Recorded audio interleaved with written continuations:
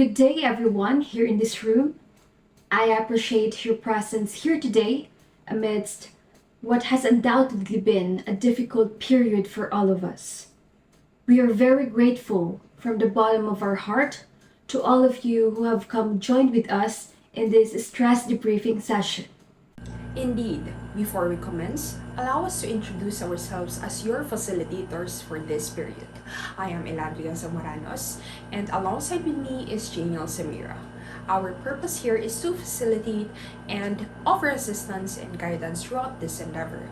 We also have here with us the mental health professional, Mr. Norberto CASTRO, who will also be guiding us today to deliver psychological teaching points.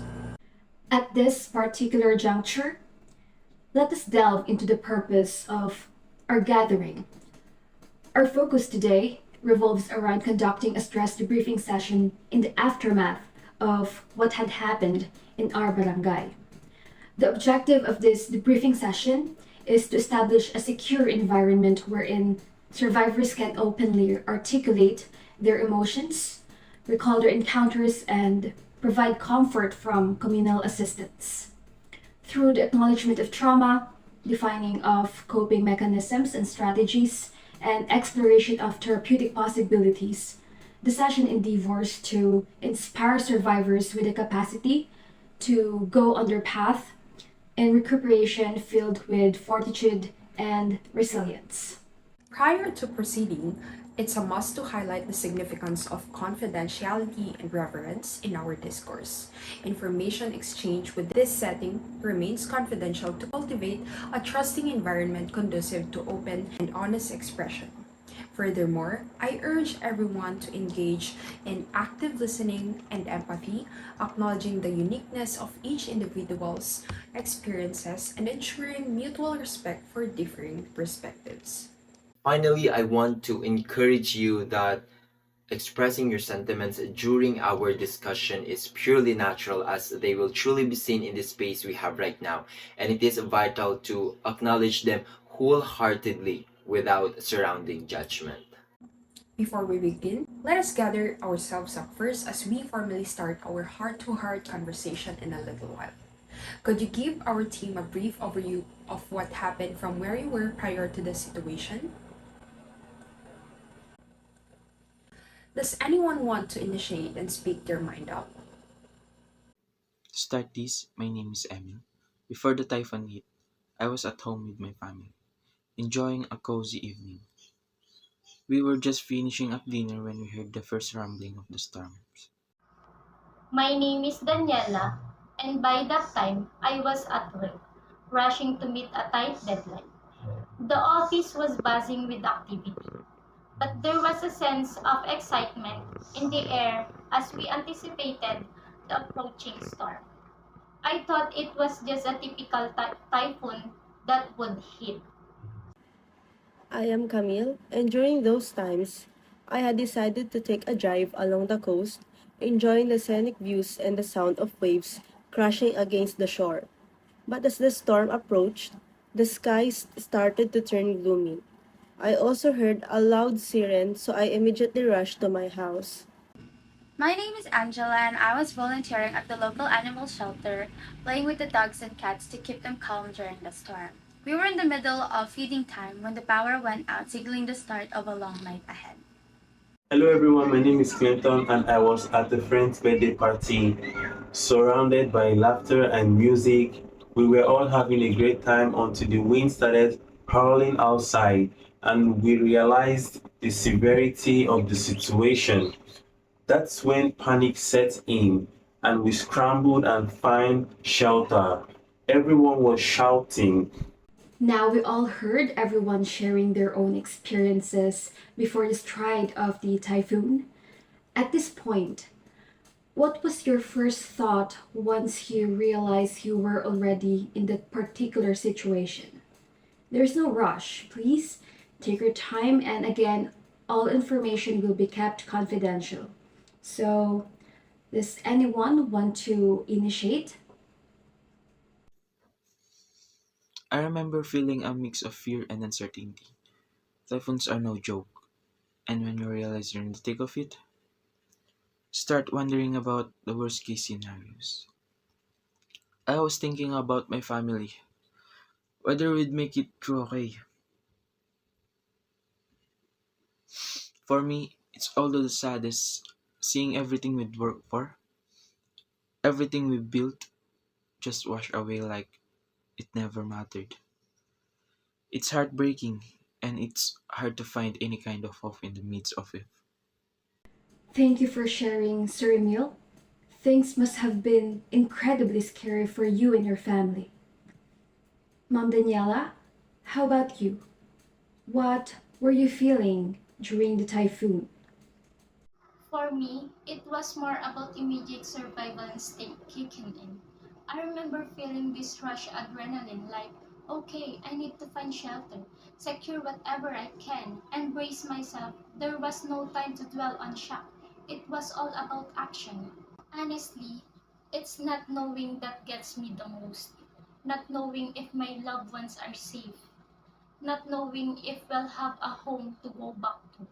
Like this constant knot on my stomach, eating away at me. I can't imagine how stressful that must have been, ma'am. And in those times, your feelings were valid as a response to the situation you were in. Ma'am Camille, could you share your experience? Honestly, my first thought was just sheer disbelief. I mean, we knew there was a chance of a storm, but I never imagined it would escalate into a full-blown typhoon. It was like a surreal moment of, is this really happening? The worst thing here is, without a doubt, fear. It's like this heavy weight on your chest, making it hard to breathe. Fear of what's coming next, fear of not making it through. It's suffocating. That is not an easy situation to be in where you are feeling fearful about what might happen. But your courage put you in a place where you are right now. How about you, Ma'am Angela? What was going on to your mind yesterday? When it dawned on me that we were smack in the middle of a typhoon, my mind went back straight to survival mode with my pets. But underneath that, there was this nagging fear, the sense of impending doom, so I kept praying because that would keep me calm and safe. But I still kept thinking, is this how it will all end? It was terrifying to say the least, but the most frustration is what gets me the most. I mean, why did this have to happen? Why to us? It's like banging our head against the wall trying to make a sense of something that's just useless. I am so sorry you had to experience that. And it was so thoughtful of you that despite the raging situation, praying for other people's welfare was in your thoughts too. That is a selfless act on your part. Mr. Clinton, how about you? What were your thoughts and feelings during the storm? Honestly, my first thought was I might not make it through this. The wind was howling, rain pounding like it wanted to swallow us all. I've never felt so small and powerless in my life. I want to share that it's the confusion that's killing me. I mean, how did this happen? How did we end up in the middle of this nightmare? It's like trying to navigate through a thick fog with no idea which way to go. That sounds incredibly harrowing, Mr. Clinton. It must have been terrifying for you to face such an ordeal. But we're very grateful that you have shared your feelings to us. Everyone, following a traumatic event, it's common to experience a wide range of emotions, and it is also crucial to be kind to yourself and acknowledge your vulnerability as you navigate through these feelings of yours. We value your openness and, of course, your honesty in sharing, recognizing the profound impact of the event on each one of you. Remember also to give yourself some time and some space needed for healing and processing. Rest assured that we're here to support you in every step of the way. I hope you're all holding up okay amidst the storm. Before we continue, I want us to take a moment to check in with each other and share how we physically, emotionally, and psychologically feeling right now. Does anyone want to initiate sharing? I am sore and fatigued from trying to secure our home and belongings. I'm also scared and anxious, fearing for the safety of my family and our property. Psychologically, I feel a sense of helplessness, unable to control the force of nature raging outside. Sir, your physical tension and exhaustion are common responses to prolonged stressors like wind and rain. Emotionally, high-end worry for loved ones is typically during such events, while psychological fatigue often accompanies prolonged uncertainty, all of which are natural responses to stress. Your feelings and responses are valid and real. Sure, physically, I'm tense and exhausted from bracing against the wind and rain. Emotionally, I'm on edge, constantly worrying about the safety of my loved ones. I feel drained and overwhelmed by the uncertainty of it all. Feeling tired and sore could be from the effort of securing your home. It is normal to feel scared and anxious about your family's safety, and feeling helpless is common when facing uncontrollable situations like that. Your responses and emotions are quite valid. I'm trembling with adrenaline, my heart racing with gusts of wind.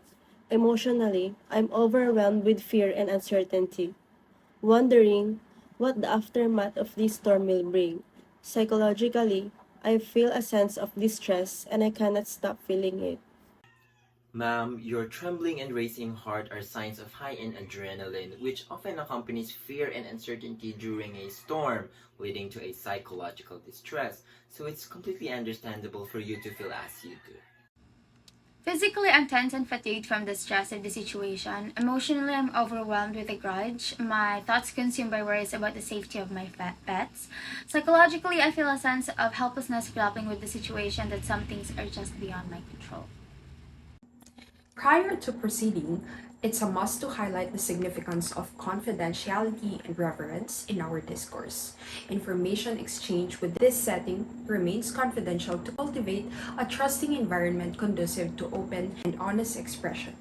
Furthermore, I urge everyone to engage in active listening and empathy, acknowledging the uniqueness of each individual's experiences and ensuring mutual respect for differing perspectives.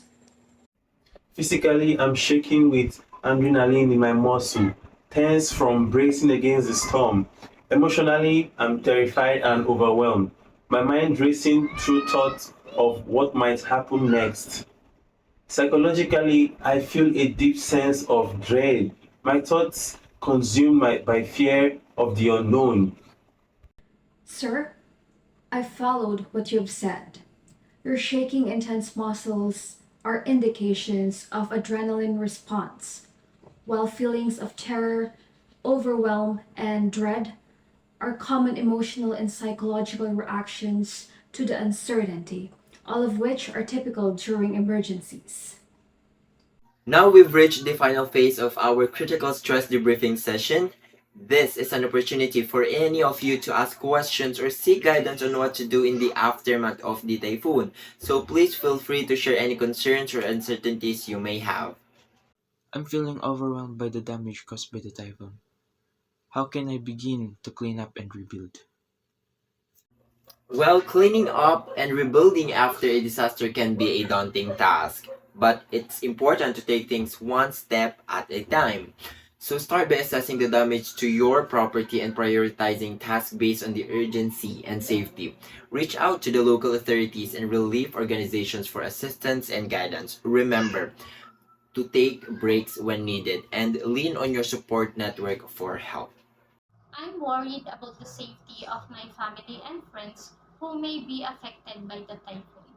What steps can I take to improve their well-being? That's a great question. Coping with intense emotions can be challenging, but there are strategies that can help.